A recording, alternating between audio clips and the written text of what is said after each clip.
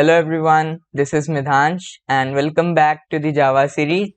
Today we are going to cover the topic data types, constants and variables.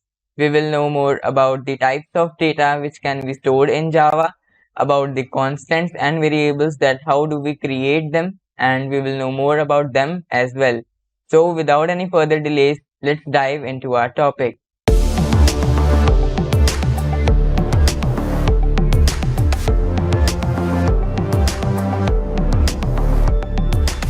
Alright, so here we are on our presentation with the title Data Types, Constants and Variables.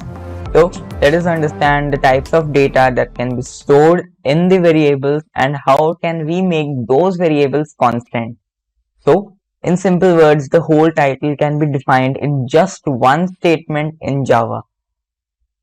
So let us move on with what is data type. So data types in Java basically define the type of data which can be stored in the variable or which the variable can hold. And the data types also specify the size and the format of the value that can be stored in the particular variable. And data types are essential for memory allocation. How? Because since they are specifying the size of the particular variable, so on the basis of the size, the memory allocation will be done and not on basis of the value, because the size is the limitation for the value which can be input in the particular data type. And it determining, so basically the data types are essential for memory allocation as we discussed, and determining how data is stored and manipulated in a program, that how can it be manipulated. Like we are again talking about the values, what type of value can be put, can be manipulated in it. Next up, we have the types, basically the data types over here. Like the major ones are the primitive data types which we use most of the time. So Java has a total of 8 inbuilt primitive data types which are not objects and they already have a predefined value. So first off, we have the int, which is used for integers and basically whole numbers. So after int, we have the double, and the double is used for the floating point numbers. We can also call them as decimal. Then we have the char. Char basically is used to represent individual characters. The char data type stores just one character. And Boolean is used for the true and false values. True false is also indicated by 0 and 1. So first off, we have the integer category. So in integer category, we have the byte, which occupies 1 byte, as it says by the name. Then we have the short, which occupies 2 bytes in the memory. Now this is the size, so the memory allocation will be done accordingly. Then we have the int will take its 4 bytes. So the fourth one is the largest integer and it is the long, which occupies 8 bytes in the memory. So you might notice that I have written some more names with the capitals at the beginning: byte, short, integer and long. So what are they? Basically these are known as the wrapper classes which have some inbuilt functions. And if we want to represent a normal variable in the form of an object, so we can do with the help of these classes. For example, if we want to create an object of the byte class, so we will write byte with the capital B, and then let's say B1 is equal to new byte, again byte with the capital B, and then brackets, and in between the brackets we will put our integer value. So this way we can represent them using the class, the wrapper class, and we have some more inbuilt functions in the wrapper class as well. For example, if we take an example of the integer class, integer wrapper class, so we have multiple functions like integer.parseInt. So basically parseInt converts the string into the integer. So like that we have many helpful or useful functions which are built in those particular wrapper classes. The next category we have the float category, and the float we have just two data types. First one we have float itself, which occupies 4 bytes, and it also has its own wrapper class. Basically, all the 8 primitive data types have their own wrapper classes as well. Then we have double, which occupies 8 bytes, same as the long from the integer category. But the difference is here we can store the decimal values, and for the integer there's a predefined value which is 0, and over here the predefined value is 0.0. So if we don't define anything, then it will by default pick up the 0.0 value in case of floats. Then we have the character category. We have just one data type, which is char, and it occupies 2 bytes. In C++, the char occupies 1 byte because it just supports the ASCII and the extended ASCII character encoding. But over here we have the Unicode character support as well. So it can include the other language scripts as well, Hindi, Chinese, Punjabi, etc. We can include many types of alphabets in the 2 byte char. So for example, we have single letter A capital or A small, or it can be from some other scripts as well. So it depends because it contains 2 bytes and it supports the Unicode. Then the last category is the Boolean category. Again, we have just one data type, which is Boolean. It occupies 1 bit, not byte, just 1 bit, because 1 bit represents 0 or 1. So that is the same thing which we represent in the Boolean. So it just occupies 1 bit. And the values can be either 1 or 0, which represent true or false respectively. And the wrapper class for it is Boolean. And the wrapper class for char is character.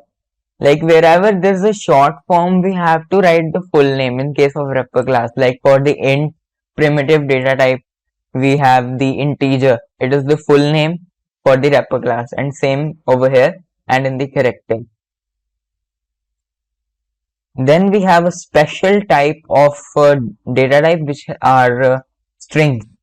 So strings are basically the sequence of characters representing text. If we want to store sentences or words, so in that case we can use strings, because till now in the previous 8 primitive data types we cannot store multiple characters together. The only way to store character is char, but only one character can be stored. So strings are used to store the words or sentences with double quotes. And in Java, they are basically the object of string class. So string is a class. Whenever we are creating a string, we write it with the capital S.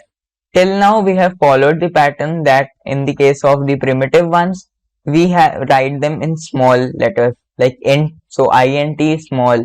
For double also double, it is small. But in this case, we have the S capital. And it is an abstract data type also known as ADT in the form of a Java class, as string is a class. And they are all available in the java.lang package. So next category is the abstract data types. So ADTs are basically the high level data structures that define operations on data while hiding implementation details. So in short, like for example, we can have the stack, queue, list, etc. So they are all types of ADTs. Then we have reference or object data types. They are also known as reference variables. So class objects and various type of array variables come under this category, comes under the reference data type. And the default value for it is null. Like we have the predefined value for the integer, for double. So for this also we have the predefined one, it's null. And it cannot be referenced, it cannot be accessed because it is null. But in the case of the integer and the double, we can still access it because it has a particular value. It has 0, it has 0.0, so we can still access them. Accessing, I am referring to like if we want to print the value or we want to do some action, so we can take the action in the case of the primitive ones. And a reference variable, as I mentioned, can be used to refer any object of the declared type or any compatible type. So in simple terms, we can basically refer to a particular object of a class using these data types. Then we have literals. What are literals? Literals are basically the source code representation of a fixed value. Fixed value in the sense that we are already assigning the value to the variable, and they are represented directly in the code without any computation. Like, we are not calculating anything, we simply know the value and we just assign the value to it. Let's say x is equal to 10, so we just assign the value to x, and that is the hard code of it. And literals can be assigned to any primitive type or any ADT as well.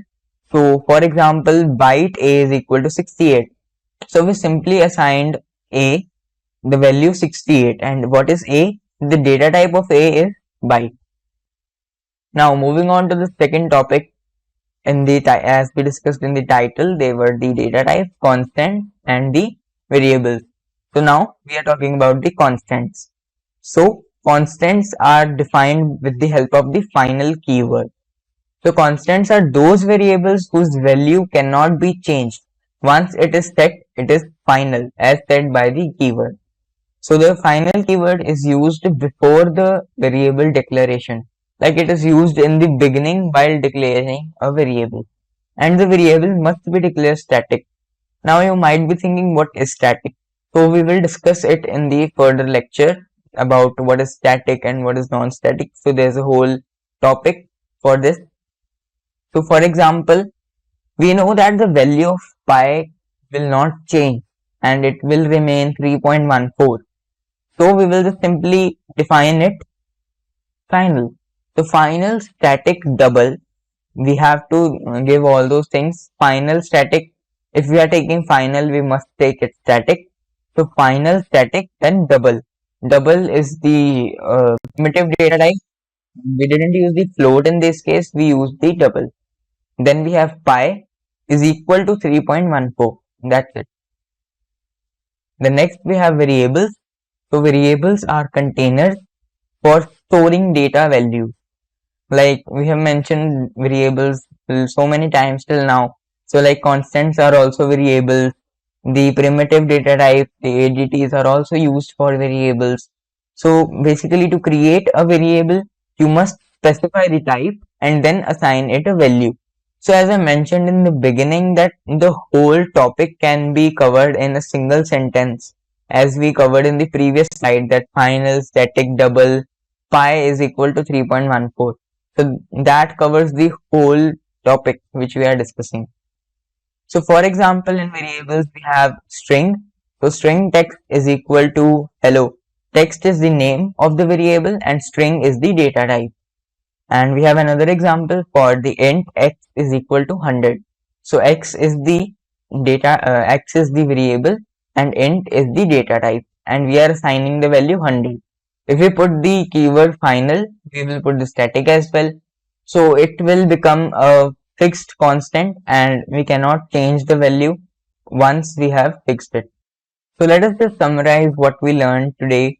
We basically learned the data types, what are primitive data types, what are the ADTs, abstract data types, about the strings, and then we learned about the literals. What are literals? Literals are the values which we have already assigned during the declaration.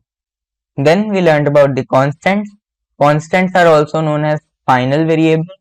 So we use the final keyword before the declaration of the variable to make it a constant variable, and we cannot change its value.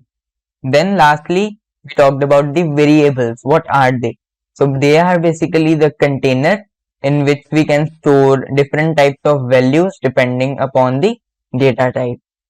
So that is it for today. I hope you liked the video, and if you have any queries related to the topics that we covered today, you can comment down below.